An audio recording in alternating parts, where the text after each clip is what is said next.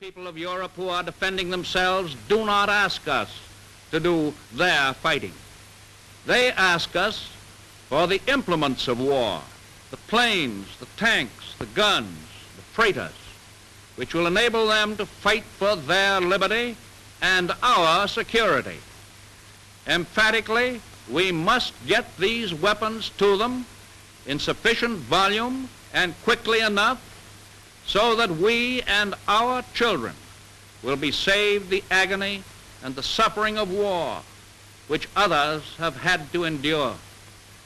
It is the purpose of the nation to build now with all possible speed every machine and arsenal and factory that we need to manufacture our defense material.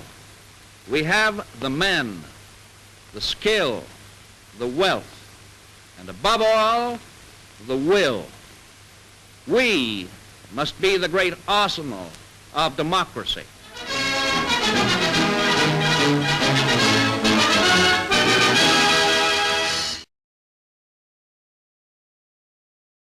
Historically, graving refers to the old nautical term for cleaning or tarring a ship's bottom.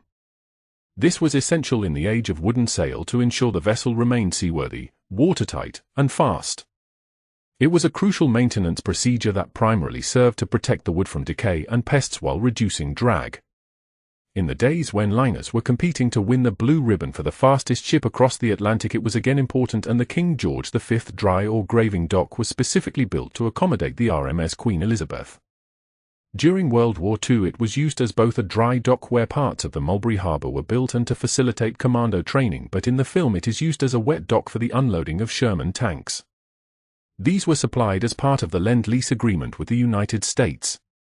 It should be remembered that there was a deal of opposition at home in the United States to any involvement of President Roosevelt in World War II, and the Lend-Lease Act, signed on March 11, 1941, enabled the USA to supply war materials, including weapons, vehicles, food, and raw materials, to Allied nations fighting Nazi Germany without demanding immediate payment.